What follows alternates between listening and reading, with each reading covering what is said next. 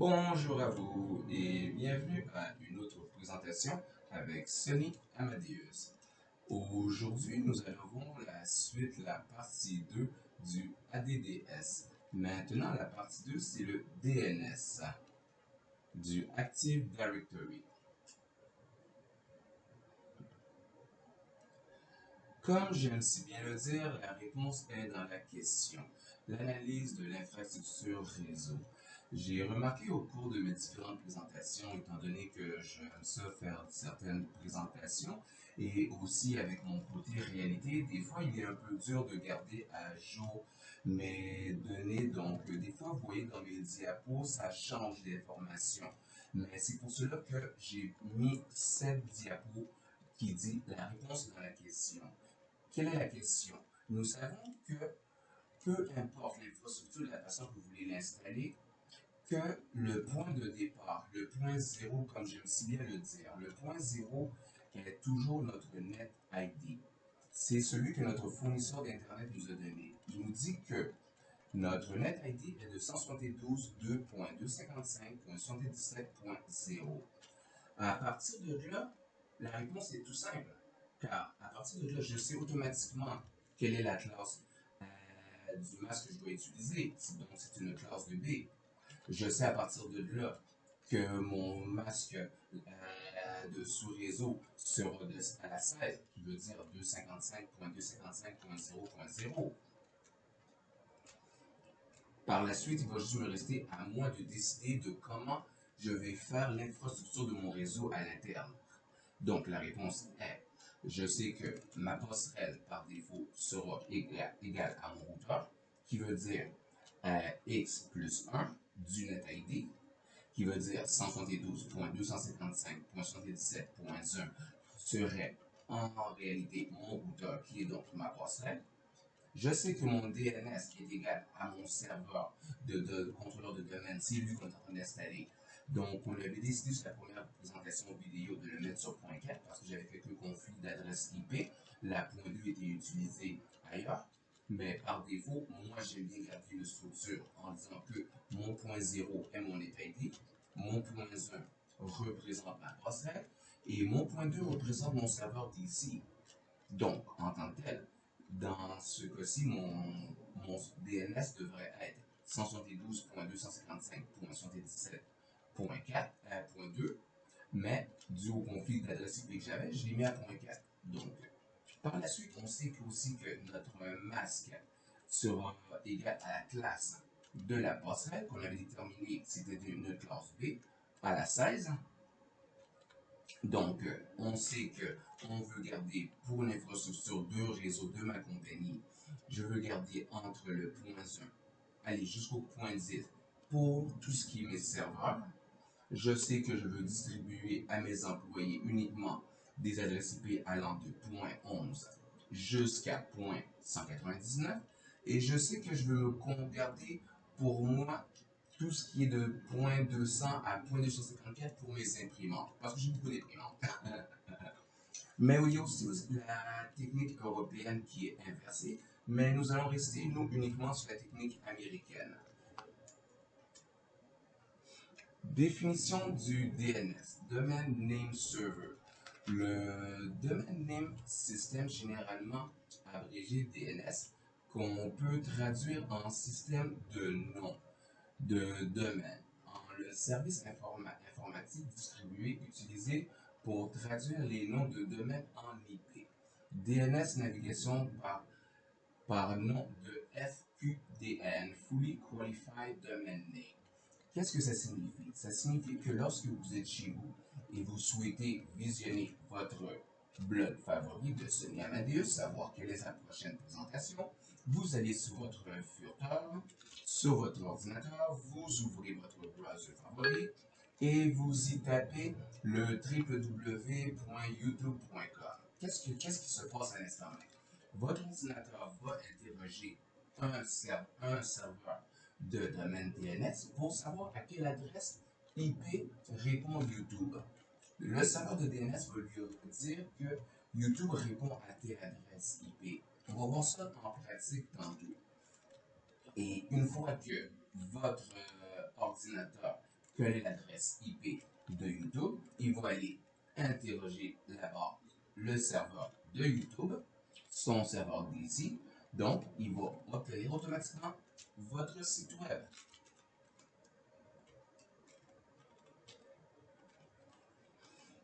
Maintenant, passons à la configuration. Donc, une fois après avoir démarré votre ordinateur lorsque le service ADDS a été installé, vous voyez que vous avez aussi un service DNS qui a été aussi installé par défaut, comme je vous l'avais dit lors de la première présentation de la première vidéo de la partie 1.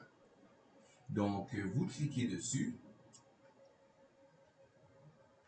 Par la suite, vous allez dans Outils. Vous allez cliquer sur DNS.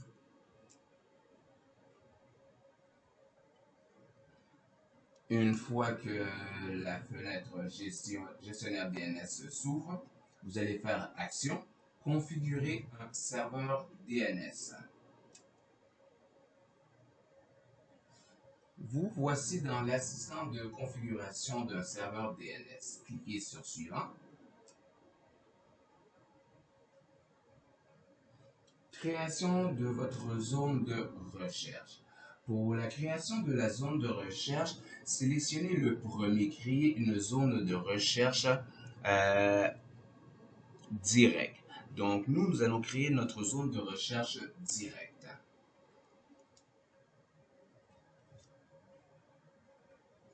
Par la suite, l'emplacement du serveur principal. Nous allons dire que le serveur principal d'annuaire à la maintenance de la zone. Donc, il se trouve présentement sur l'ordinateur principal.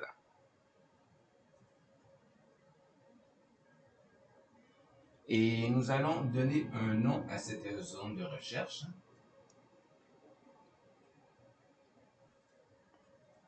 Par la suite, pour la mise à niveau dynamique, sélectionnez le dernier. Ne pas autoriser la mise à niveau dynamique. Maintenant, on a la possibilité, une fois que c'est fait, de dérouler l'arborescence et d'aller dans le nom de votre domaine de recherche que vous avez créé. Dans ce cas-ci, j'avais créé bwa.local qui était en l'hommage de mon chien. Donc, un enregistrement de nom canonique, en abrégé enregistrement CNAME, est un type d'enregistrement ressource dans le système de nom de domaine, DNS, qui permet de spécifier qu'un nom de domaine est une alias pour un autre domaine. C'est comme par exemple dire, vous savez le nom Robert. Robert, on va souvent l'appeler par le diminutif de Bob. Donc, vous savez que si je dis Bob, je parle de quelqu'un qui s'appelle Robert. Donc, c'est exactement la même chose. C'est que mon serveur DNS, j'ai des imprimantes, j'ai des différentes machines.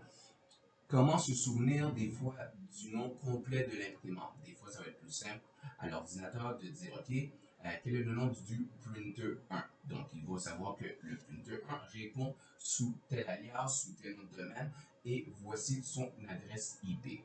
On va voir la configuration un peu poussée un peu tantôt.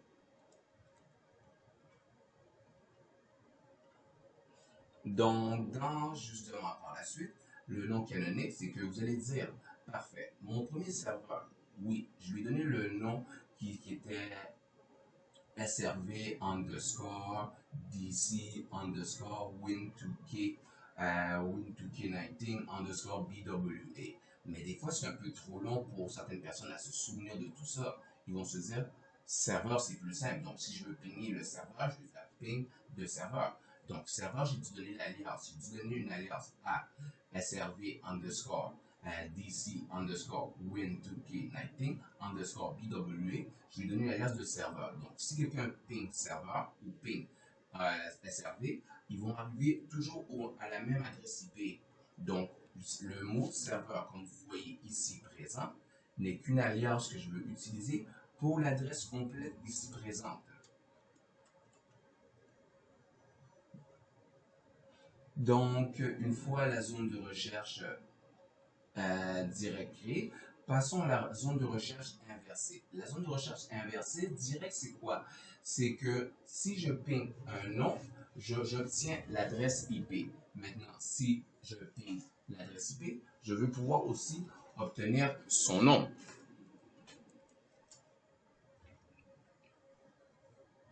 Donc, on va aller dans Action, Nouvelle zone. Bienvenue dans l'assistant de la nouvelle zone. Faites suivant.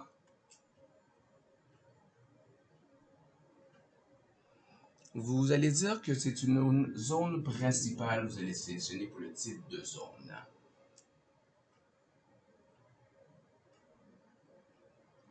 Par la suite, pour l'étendue de la zone de réplication, sélectionnez qu'on va simplement s'en tenir à la forêt principale que nous avons qui est BWA. Et dans le cas du nom de la zone de recherche inversée, nous voulons seulement l'utiliser uniquement pour les adresses IPv4.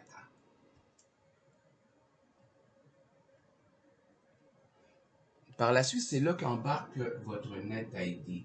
Donc, vous vous souvenez, vous voyez, c'est pour ça l'exemple que je vous ai dit tantôt, la réponse est dans la question. Parce que là, présentement, pour les besoins d'une autre représentation, j'étais sur un NetID de 10.255.0. Mais dans le cas de figure que nous faisons présentement, nous sommes sur un NetID de 172.255.77. Donc, nous, dans ce cas présent ici, c'est le 172.255.77 que nous allons utiliser. C'est pour cela que peu importe les présentations vidéo que vous voyez, la réponse est dans la question, vous devez utiliser le NetID qu'on vous a fourni.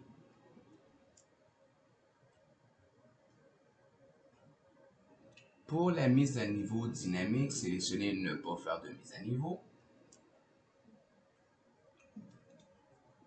Et c'est la fin de l'assistant de la zone de recherche inversée.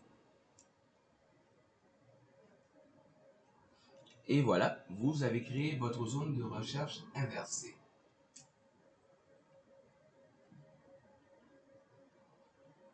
Et comme d'habitude, redémarrez le tout. Donc, c'était la fin pour le côté théorique. Voyons voir un peu la pratique. Donc, pour la pratique, voici à quoi le tout ressemble du côté du serveur. Donc, clavier.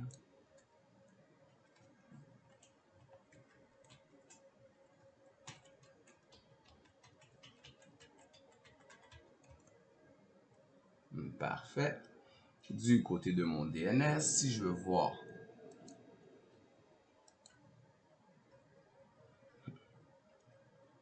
ma zone de recherche principale, oups, ma zone de recherche principale, c'est correct, celui-ci.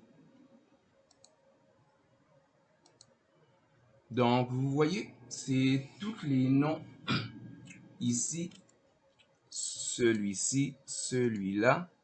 C'est toutes des alias que j'ai données pour SRV DC Win 2K19 Sage, le nom de ma compagnie. Donc, tout cela va pointer vers, en réalité, l'autre, l'adresse haute, qui est celui-ci, qui répond à cette adresse IP, ici présent. Par la suite, pour la zone de recherche inversée, donc nous avons la zone de recherche inversée, et c'est tout pour la partie 2 de la vidéo. Donc, à la partie 3, nous allons voir la suite qui est la configuration du DHCP. Maintenant, je vais vous présenter un peu du Cisco Packet Tracer. Cisco Packet Tracer va me permettre de pouvoir vous présenter ce que je veux vous parler. Donc, pour cela, je me suis créé une petite compagnie journalistique que vous voyez, j'ai ma salle de serveur qui est ici, qui repose. J'ai mon routeur principal qui est là, le routeur Wi-Fi main de mon FAI qui est connecté directement à ma switch principale vers mon serveur DC, qui est à la fois mon serveur DNS et DHCP. J'ai un serveur d'impression, j'ai le laptop du IT. Par la suite, j'ai différents locales. Le local d'administration, le deuxième local d'administration, un autre local d'administration, j'ai le local de vente et marketing qui est sur leur même switch pour les différents locaux de vente et marketing. J'ai le local journalistique, deux locales journalistiques qui sont reliés à la switch principale. Ils ont chacun leurs ordinateurs, leurs imprimantes, le local de vente et marketing qui est relié avec les deux locaux, et j'ai le bureau de la secrétaire ici présent et les toilettes, bien sûr. Donc, si je vais sur mon serveur d'ici et je vais dans les services et je regarde pour le service de DNS, là, vous voyez que pour mes différentes imprimantes, comme le printer admin 01, donc le printer admin 01, le voici. Je lui ai donné un CNAME de printer 01. Donc si je ping le printer 01, il va m'amener vers l'autre qui est... Un instant. Le voici. En réalité, qui est sous le vrai nom de printer PRT underscore admin ADM 01-01 pour dire que c'est une imprimante printer.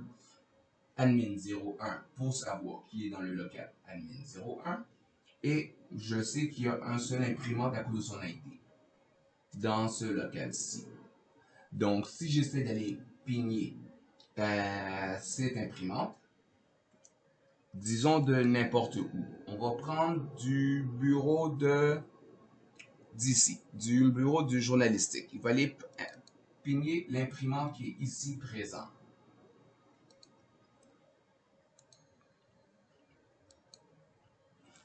Donc, on va faire un ping de printer 01. Et vous voyez, mon printer 01 répond à l'adresse .200.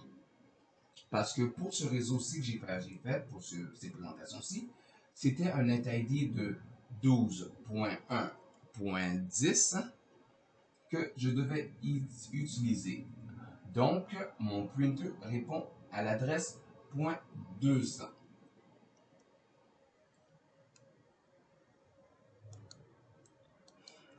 Et c'était tout pour la partie 2 avec Sony Amadeus. Merci à vous et bonne journée.